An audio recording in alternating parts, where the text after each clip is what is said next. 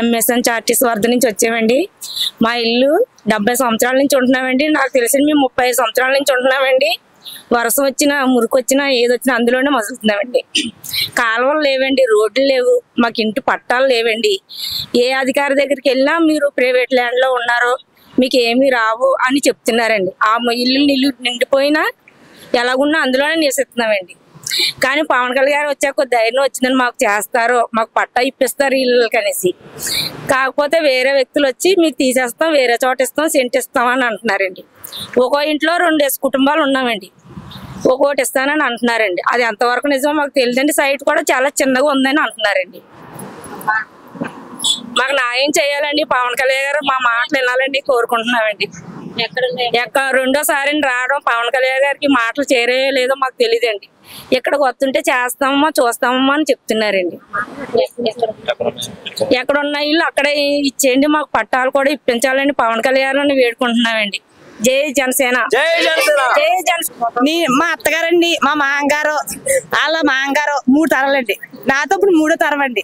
నా పిల్లలు పుట్టారండి, పిల్లలు పుట్టారు. ఆయనకి ఇప్పుడు వచ్చి న్యాయం జరగలేదు. మీరు ఏం చేస్తారంటే అండి, ఇప్పుడు పవన్ కళ్యాణ్ గారికి వచ్చింది కాబట్టి మాకు న్యాయం జరగాలండి. అందుకే దూరం వచ్చింది సార్. ఏం చేస్తారండి, ఇప్పుడు వరకు కాళ్ళు అరిగిపోయినా తిరిగామండి. ఇక్కడ న్యాయం జరిగిద్దని వచ్చామండి. మేము వెళ్ళాకండి ఇలా జరిగిందని పని వాళ్ళు చెప్పుకోకూడదు. మాకు మంచి జరిగిందని ఈయన ద్వారాగా మాకు తెలియాలి. 10 మంది మమ్మల్ని మంచిగా ఇలా వెళ్ళారు జరిగిందని చెప్పుకోవాలండి. ఆ న్యాయం కోసం వచ్చామండి. ఈయన మీద నమ్మకంతో వచ్చాము సార్. మరి ఏం చేస్తారండి, మీ దగ్గర దాకా వస్తే మేము ఆనందం పడతామండి. ఇప్పుడు మేము బాధపడ్డామండి, మా పిల్లలు కూడా బాధపడకూడదు. మేము తిరిగినట్టు వాళ్ళు తిరగలేరండి.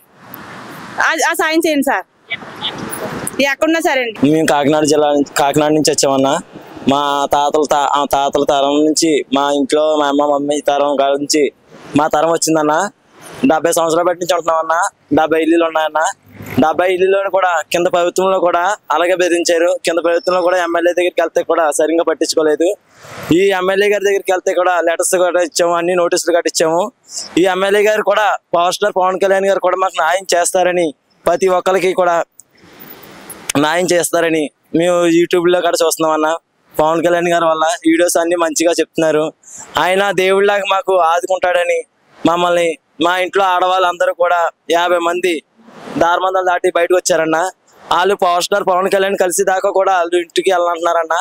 ఎంత టైం అయినా ఏదైనా సరే నడి రోడ్డు మీద ఉంటాను తమ్ముడు, పవర్ స్టార్ పవన్ కళ్యాణ్ చూసి దాకా ఇంట్లోకి వెళ్ళొద్దు, మనం పవర్ స్టార్ పవన్ కళ్యాణ్ రావాలి, మనకు న్యాయం జరగాలంటేని ప్రతి ఎమ్మెల్యే దగ్గరికి వెళ్ళినా సరే, మా ఊరి ఎమ్మెల్యే కూడా వెళ్ళామన్నా, కొండబాబు వనమాటి వెంకటేశ్వరరావు గారి దగ్గరికి. వనమాటి వెంకటేశ్వర గారి దగ్గరికి వెళ్తే ఏమ్మా మీరు దేనికి వచ్చారమ్మా అని అడిగారండి. అవన్నీ మాట్లాడేవండి. అమ్మ ఇలాగ సార్ అంటే సరే అమ్మ నేను చూస్తానమ్మా అన్నారండి. అలాగే మేము సెల్లో చూస్తున్నామని మొన్నసారి వచ్చాం సార్, 17వ తారీఖున డిప్యూటీ సీఎం గారికి వెళ్తామని. అప్పుడు కూడా కారు మేము మిస్టేక్ అయింది, మేము మాట్లాడుకున్న కారు వెళ్ళిపోయింది. ఇప్పుడు సార్ని పవన్ కళ్యాణ్ చూసి దాకా మేము వెళ్ళమని కోరి ప్రార్థిస్తున్నాం సార్. ఈ సార్ మాకు న్యాయం చేస్తేనే మేము మా ఇంట్లోకి వెళ్తాం సార్. సార్ పవన్ కళ్యాణ్ అంటే దేవుడు సార్, అందరికీ దేవుడి లాగా ఆదుకుంటాడు సార్.